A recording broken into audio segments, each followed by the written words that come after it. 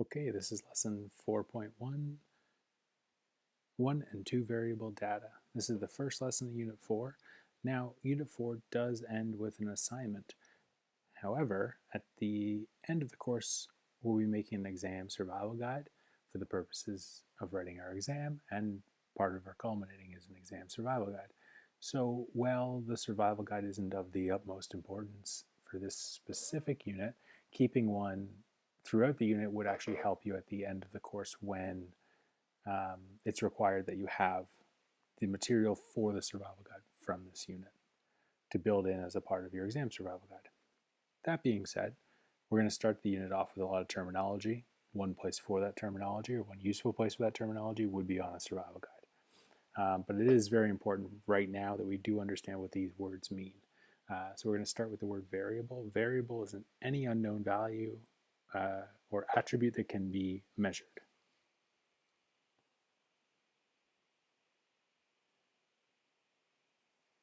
One variable data is giving the measurement of only one variable, or in the case of maybe an attribute or a value. And it counts the number of occurrences for that possible value. And the way we usually see this displayed in statistics is a tally chart. So like rolling a dice, how many times did a 6 come up? You'd tally it and tell me that it came up 7 times out of, 50 rolls. Frequency table is another way to display it.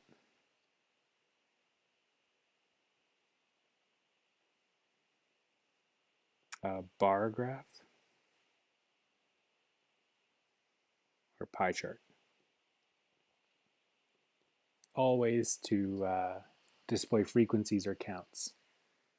And finally, we analyze one variable data, something we're going to be doing in our assignment, by doing the mean, median,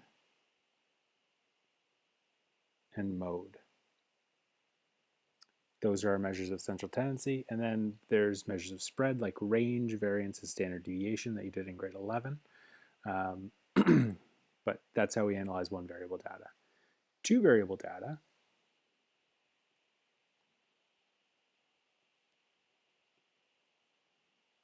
is the measure of two variables. It's comparing values of the independent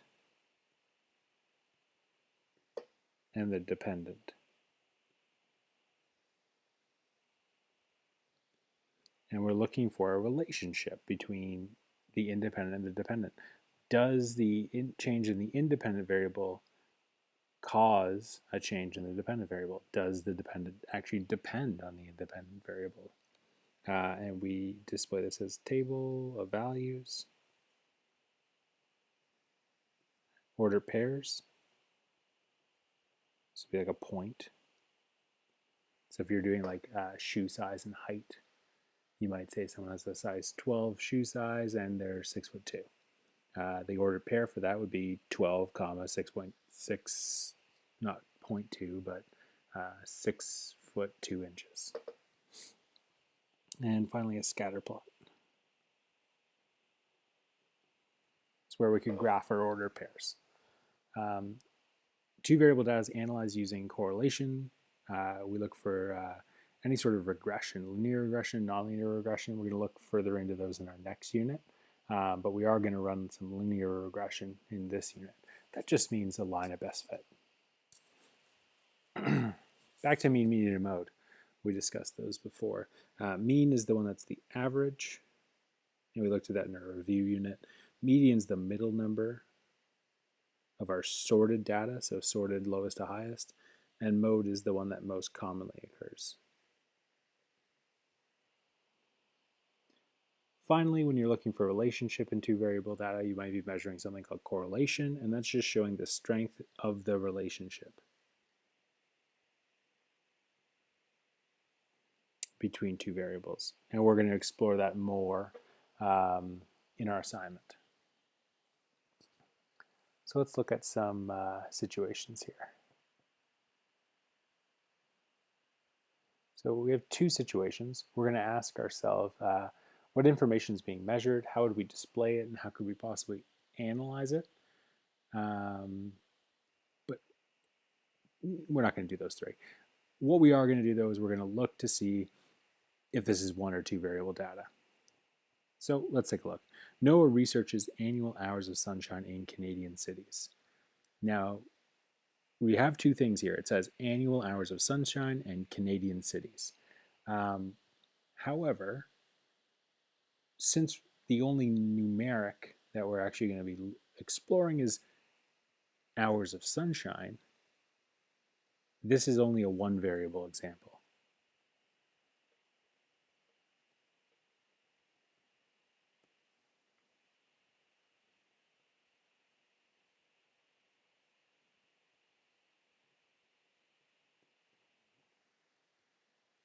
We're not comparing hours of sunshine to anything.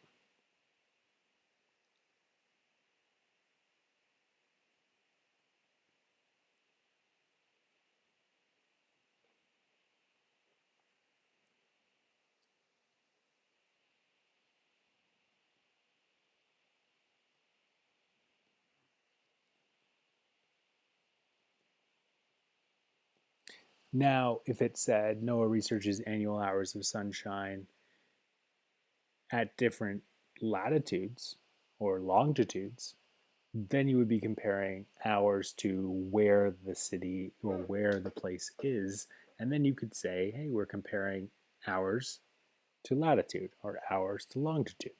If you're just looking at how many hours of sunshine there are in different Canadian cities, that's only one variable. A study compares the amount of time people spend watching TV and the amount of time reading.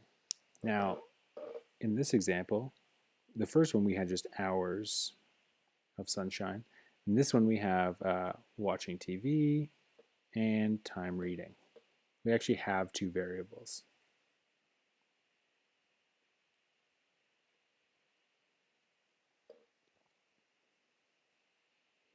It's time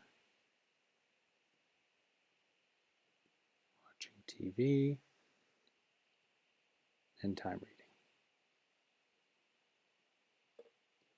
And we'd be looking to see if there's a relationship between those two things. Does the amount of time you spend watching TV impact how much time you can spend reading? All right, let's flip it over.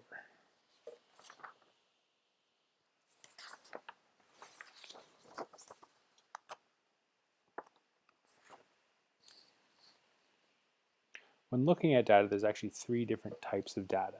There's categorical data, discrete data, and continuous data. And the one that's really easy to differentiate from the others is categorical data.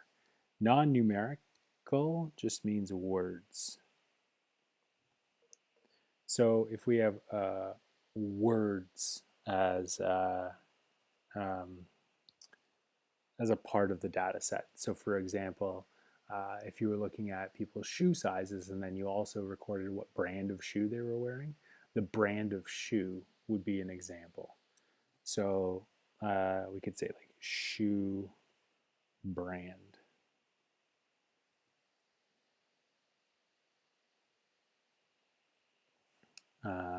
So we could have like Under Armour or Nike and so on.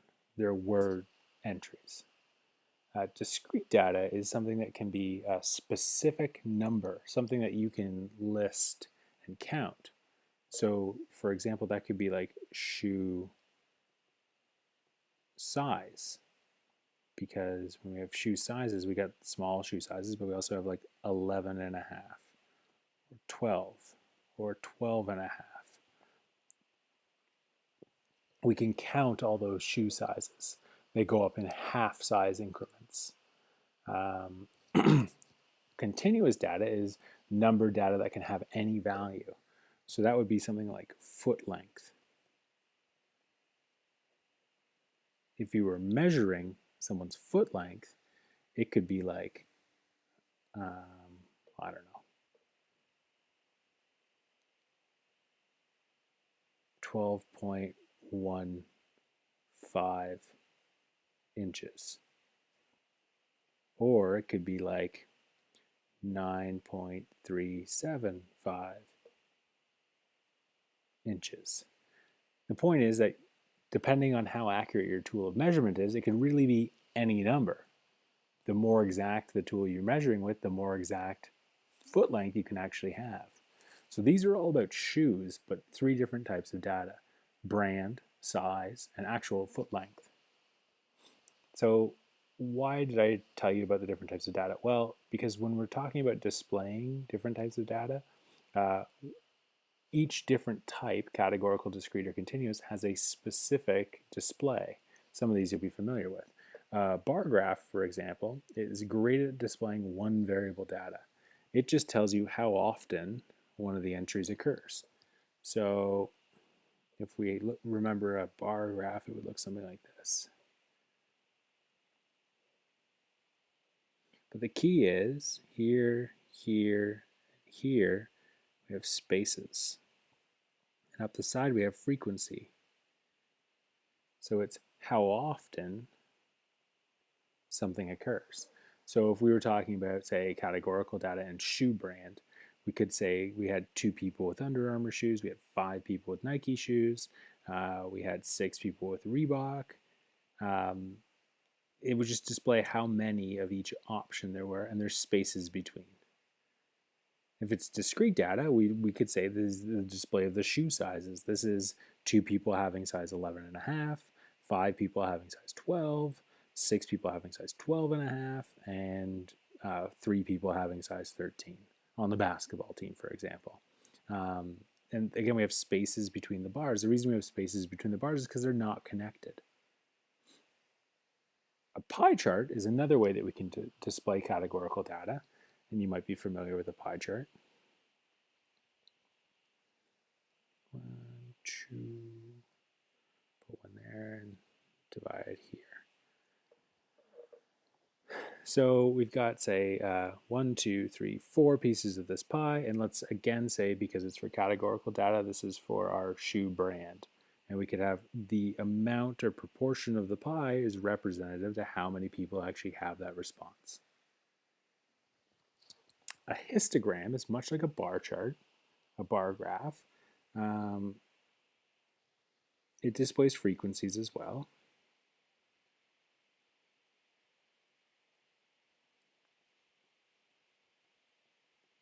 But in this bar chart, there's no spaces.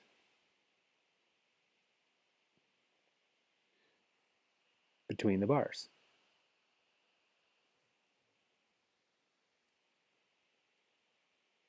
And that's because each section or each bar represents a range of numbers. So let's say 1, 2, 3, 4, 5, 6. This bar represents any answer that's between 5 and 6. So say it was quiz marks out of 8. Or I guess out of 6. Quiz marks out of 6. Any mark between 5 and 6 would go in this bar. So if you got 5.5 or 6, you end up in this bar. 4.5 or 5, you end up in this bar, for example. Anything in that range would end up representing part of that bar. The one we're going to focus in on a lot this unit is actually the last one, scatter plot. And if you notice, all of these displays are for one variable data. Scatter plot's for 2 variable data. And it's used for discrete or continuous, which means numbers. So all of the data we're going to look at when it comes to 2 variable data, it has to be a number answer. So all of the research project we're going to do is going to involve numbers only. We can't be working with any categorical data. And you know what a scatter plot looks like. You've seen one before. We have some X and some Y, and we have dots. And we look to see if there's a relationship between those 2 dots. And each dot on this graph has an X part and a Y part. So X and a Y. Each dot is represented by an ordered pair. That's the types of displays. Let's look at some scenarios and see if we can figure out what graph to draw.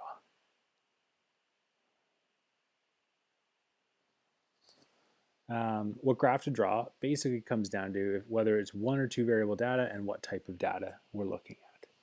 So example, for a class project, Dylan surveyed students about their part-time job, and the data is shown below in this table. What type of graph would best show how many hours each student worked on the weekend? So weekend hours only. So we're just looking at this column. What would be the best way to display that data? Well, it's one variable.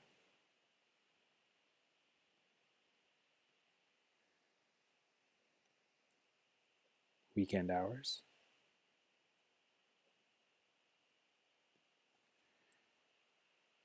And we have 12 and a half, 12, 8, 6 and a half, 16, 16 and a half, 16, 8, and 6. And the question is this discrete or continuous? Now, it just depends on how hours are recorded. If hours are recorded with a punch clock, you might argue that it's continuous because you could have any time that you worked.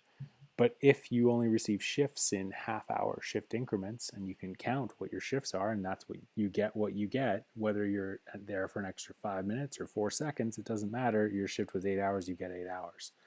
If that's the case, then you would argue that this is discrete. But there's an argument to be made that it is actually continuous because it's time, and it just depends. But these times look like these were given dictated shifts, so we're going to go with discrete. If you have one variable and discrete, let's go look up at our options. One variable discrete, one variable discrete. We're looking at a bar graph.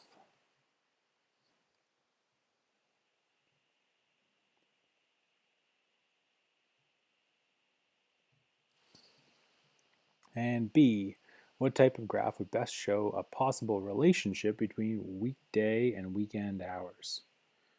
That time we're talking about two variables. And they're both discrete. So we're talking about a scatter plot.